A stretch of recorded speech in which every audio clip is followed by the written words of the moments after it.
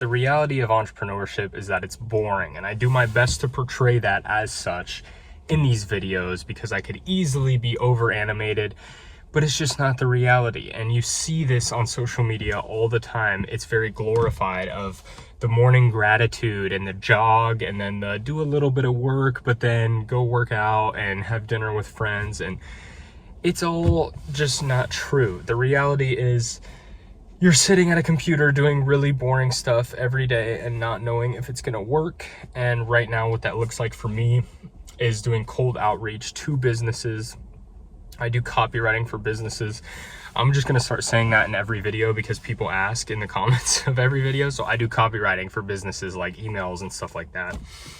And for me, it's legit just hitting up businesses all day. The fulfillment process is very minimal compared to how much I have to just reach out to people. So that's an important thing for people to know is, you know, when you first start, you think that you're doing something wrong or that it should be more exciting, or you chase something that feels a little bit more exciting in the moment, and it's not gonna help you at all. What's gonna help you is doing the boring thing that you need to keep doing for a long time. And I made a video about entrepreneurship after 3 months, and a lot of people seem to resonate with that and are wanting to start their own thing. So it's something that has taken me a long time to learn that is important for people to know, in my opinion, because, you know, it's easy to get sidetracked. And I could even say the same for this channel, which, you know, started a previous business I had was helping people grow on social media because I knew how to do it. I could help people get results. And, you know, so obviously I could grow this very rapidly if I chose to play that game with the thumbnails and the titles and the structured videos and whatnot. But it defeated the purpose of what I wanted this channel to be.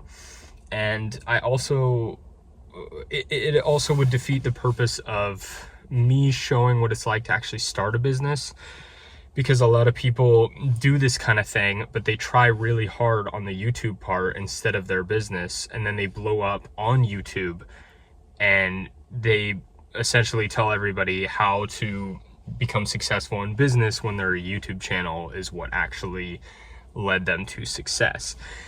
And I'm sure a lot of you have seen this plenty of times.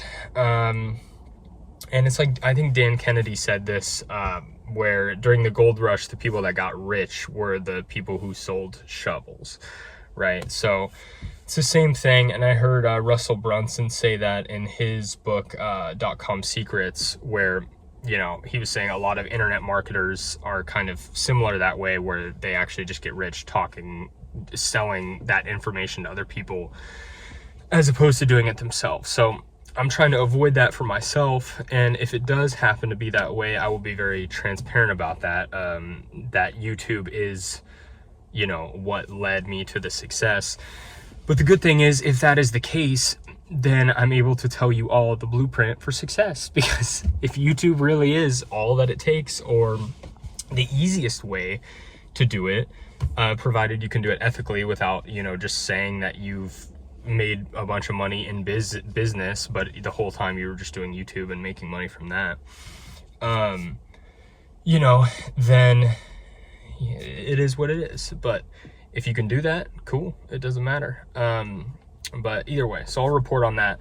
But the point of all that is to say that I don't want to grow this channel that way, because then it kind of defeats the purpose of me starting my own business. If I wanted to use organic to funnel to my business, then I would have made a whole channel around copywriting and done those strategic kinds of videos. But the whole point was not having to do that, getting reliable clients, and not having to focus on content because it takes a lot of time and I don't like doing it. So, but these are fun because I just get to kind of talk about what I think. So this isn't as much of a strategic play as maybe I've made it seem. It's really just me kind of wanting to document, and then eventually if people recognize me and I get more clients out of it, awesome. So anyway, that's kind of been my end of the reality of how entrepreneurship really goes. I essentially go to work and I come home and I scramble to cook food and I do as much work as possible. And I fit the gym in there somewhere. And that's pretty much it. It's really, it's not exciting. And then on the weekend, you know, I have stuff I have to do like chores and grocery and whatever. And every other ounce of that time is squeezing, getting work done in between that. And obviously I do take breaks.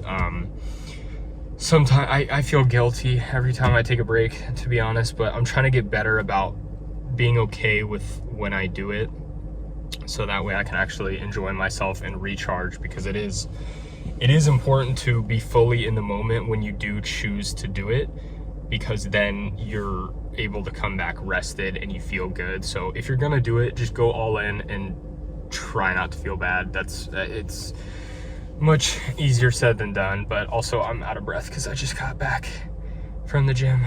I don't know why I'm still out of breath, but it's worth trying to just fully enjoy it instead of letting it consume you, because then you do neither. You don't work and you don't enjoy yourself. So what's the point of either? Just pick one and be extreme while you're in it, be fully fun and then fully work. And that has been at least what has worked better for me.